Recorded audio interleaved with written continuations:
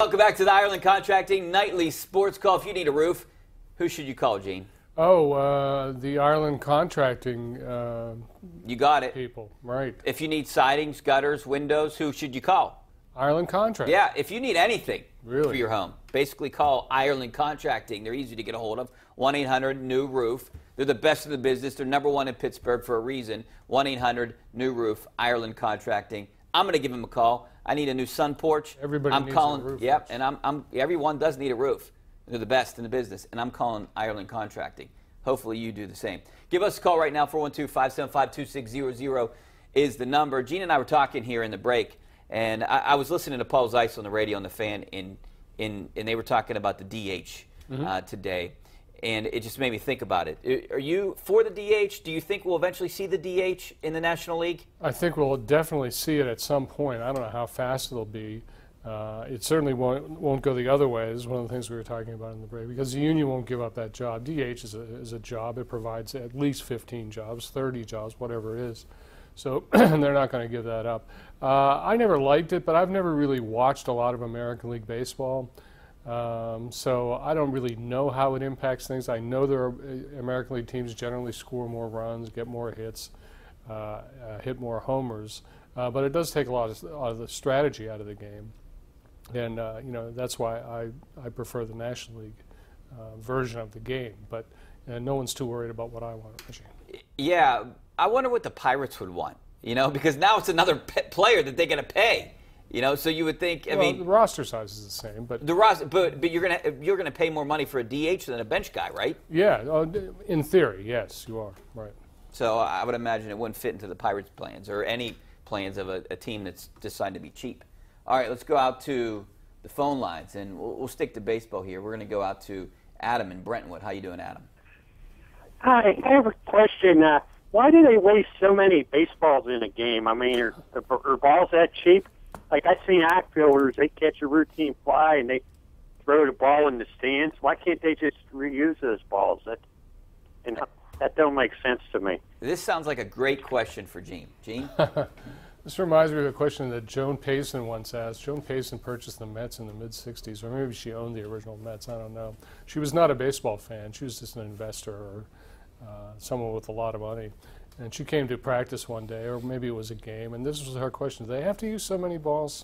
I don't know. I did know. I will give you this. I mean, I noticed that it was after the last work stoppage in baseball, whenever that was, that outfielders started throwing the last out of the inning to the stands. And it looked like a directive from Major League Baseball to kind of engender some good feeling between the game and the fans again.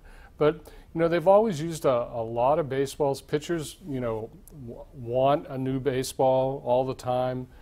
Hitters want a new baseball all the time. I guess they are cheap, but it's an $8 billion a year industry. They can afford baseballs. Yeah, they can, and I've never looked this up. Do you know how many baseballs a team goes through? I've seen different figures, but I just cannot recall them. I mean, they use a ton of balls. I think I saw something like the average baseball has a lifespan of 6 or 7 pitches.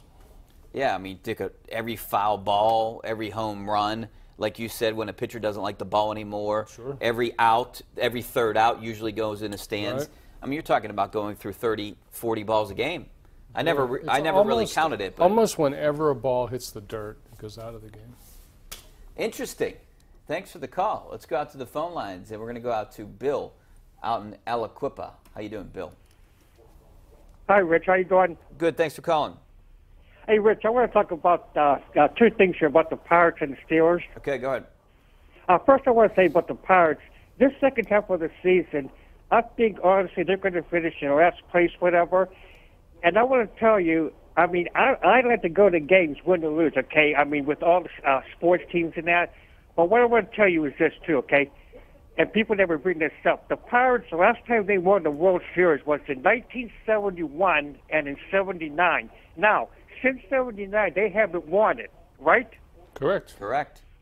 Okay, now, what I'm telling you is this, and I tell people this, and my friends and everybody, the Pirates, Rich, will not win a World Series, okay, unless you get players like they had back in the 70s. Now, I know that was back then, but you get players like Clemente and Oliver and Robertson and Rennie Stennon.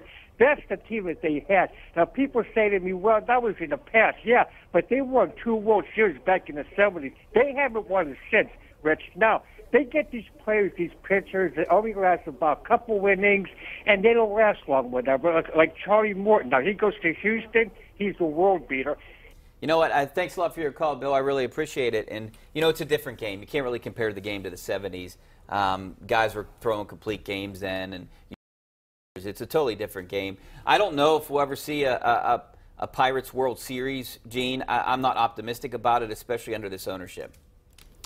You realize, Rich, you cut Bill off. He was taking us right to 11 o'clock. He was. Really, that was all we had to do. But, yeah, I mean, Bill, really, yeah, I know. They haven't won since the 70s, and to win, you got to have good players. They've had good players in this decade. They could have won a World Series, in my view, in 2015, maybe even in 2014. They didn't, but you're right. They need good players, and they don't have them. You know, I think Bill brought up a good point here, or he brought up a point saying that they're going to finish in last place.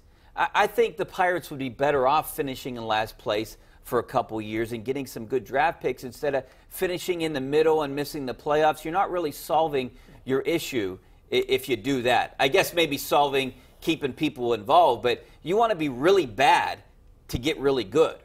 Am I right? I don't know. I mean, I haven't read the book about how the Astros did this with all of their analytics and everything, but I mean, to me, the difference, just take the first round of the June draft.